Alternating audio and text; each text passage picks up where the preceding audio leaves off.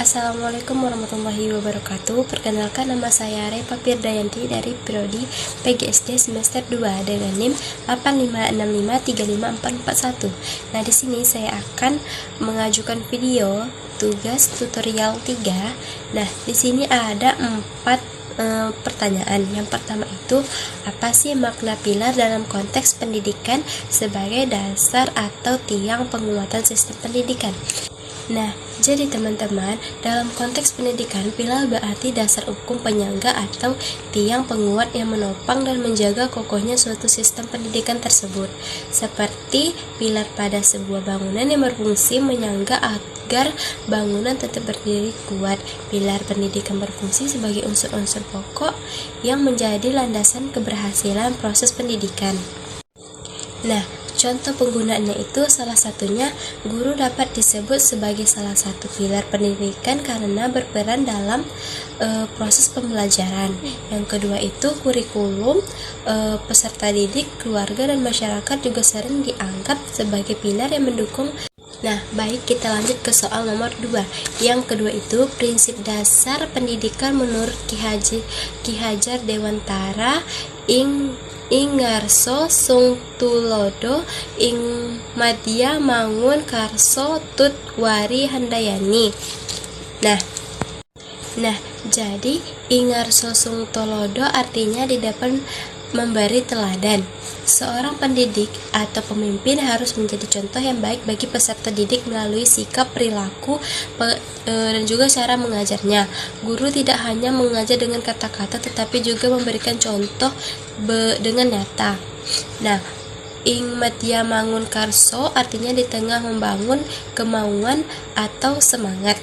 Nah, ketika berada di tengah peserta didik, guru berperan sebagai motivator yang membangkitkan semangat, kreativitas, dan kemauan belajar.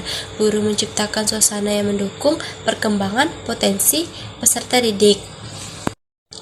Nah, tut wuri handayani pula itu artinya di belakang memberikan dorongan dan dukungan.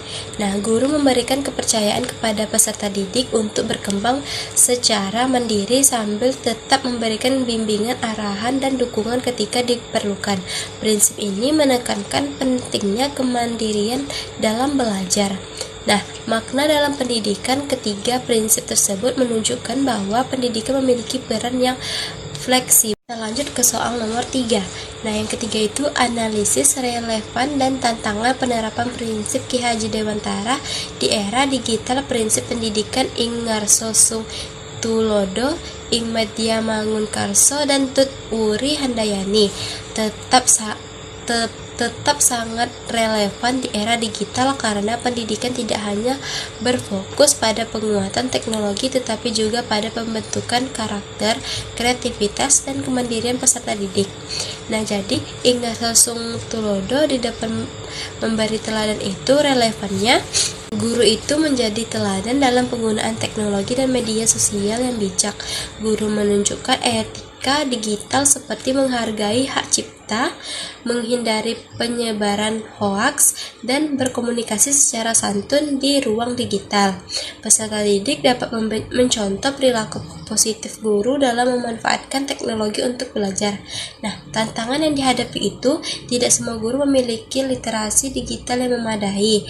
Yang kedua itu perkembangan teknologi yang cepat menuntut guru terus belajar dan beradaptasi.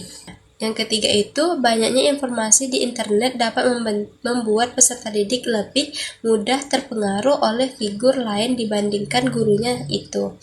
Nah, yang kedua, ing madya mangun karso di tengah membangun semangat.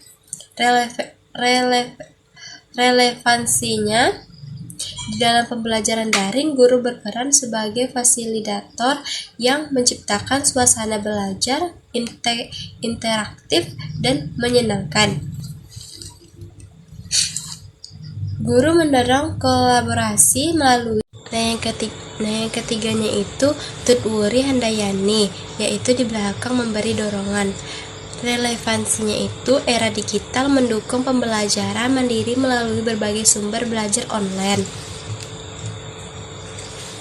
Nah, Jadi, guru berperan sebagai pembimbing yang membantu peserta didik mengembangkan kemampuan berpikir kritis, kreativitas, dan tanggung jawab belajar. Peserta didik diberi ruang untuk mengeksplorasi pengetahuan sesuai minat dan kebutuhannya.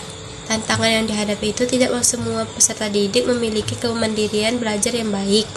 Nah, yang kedua itu banyaknya distraksi digital seperti media sosial dan permainan daring dapat mengurangi fokusnya belajar siswa.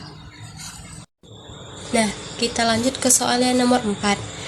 Refleksi singkat tentang bagaimana pilar tersebut dapat menjawab persoalan pendidikan nasional saat ini. Nah, refleksi singkatnya itu prinsip pendidikan Ki Haji Dewantara dapat menjadi solusi terhadap berbagai persoalan pendidikan nasional saat ini, seperti menurunnya karakter peserta didik.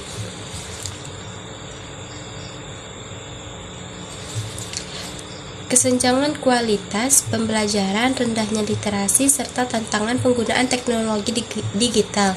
Melalui Ing Ngarso Sungtulojo, guru menjadi teladan dalam membangun karakter, integritas, dan etika digital. Melalui Ing Matia Mangunkarso, guru mampu menciptakan pembelajaran yang aktif, inklusif, dan memotivasi peserta didik untuk terus berkembang.